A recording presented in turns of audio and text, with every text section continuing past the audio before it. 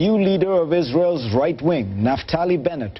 Bennett is part of Israel's coalition government and thus a member of Netanyahu's cabinet. He was once Netanyahu's chief of staff. He is currently minister of the economy. I sat down with him to understand why he disagrees with his boss on the most important issue facing his country. So you say that Prime Minister Netanyahu is on the wrong track, and most importantly, John Kerry is on the wrong track with this whole idea of a peace process ending with a two-state solution. Why?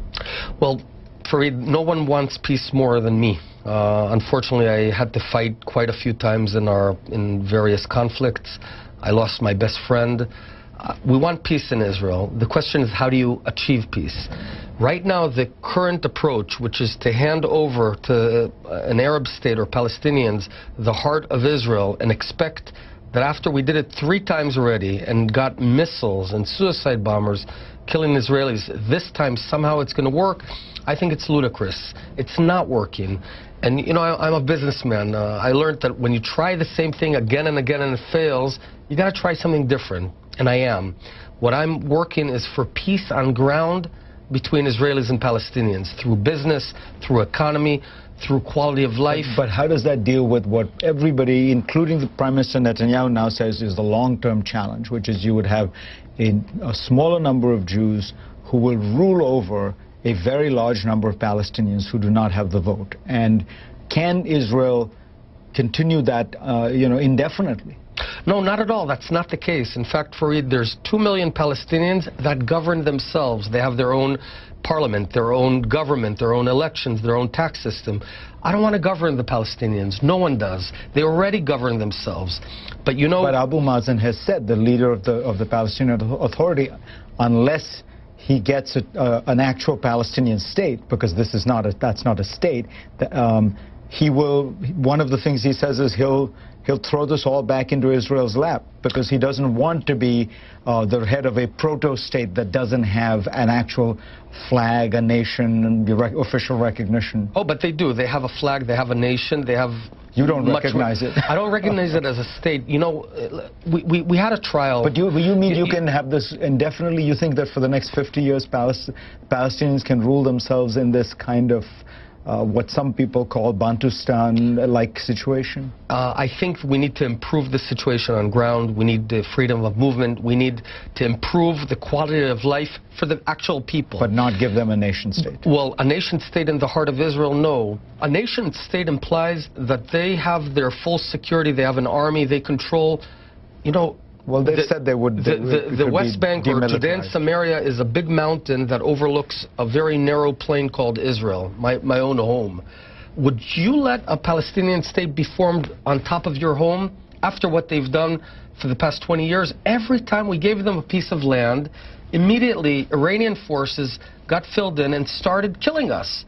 You know, 1,000 Israelis were blown up in coffee shops 10 years ago after we pulled out. So are we going to do that again? Are we going to try that again? Sometimes there's no perfect solution. We have to be very mature about this. Not everything can be solved quickly. I think if we give time, if we build it bottom up, we will achieve peace. When you sit down at the cabinet table with Bibi Netanyahu, you were his chief of staff, you were part of his party, and you have now created your own breakaway party to the right. He was the leader of the right. You have become the leader of the right. He must view you as a traitor. No. I have great respect for Prime Minister Netanyahu. Clearly, we do disagree on some things, but we agree on the fundamental objective of keeping Israel as the beacon of democracy in this very difficult Middle East. But you disagree with Prime Minister Netanyahu on the fundamental issue of the peace process. I disagree on the process. I agree on the objective. I want peace, no less than anyone. I'm telling you, as someone who fought, I want peace more than most people. The only disagreement is how we achieve it. I submit that if we instill a Palestinian state in the heart of Israel, if we divide Jerusalem, divide the land of Israel, we're guaranteeing 100 years of conflict.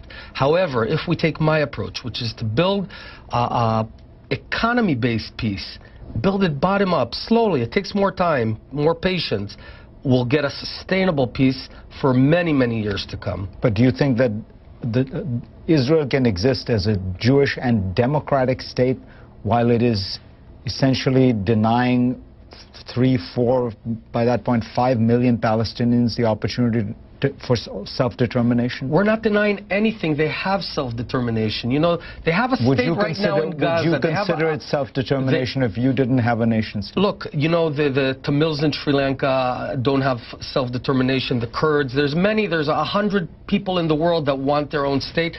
The Palestinians, unlike the others, have their own state. It's called Gaza right now. And what I see, it's turned into Afghanistan. Do I want another Afghanistan? Do I want to be flanked by 2 Afghanistans that are shelling my home? No. Will I fight for the security of my children? Yes, I will.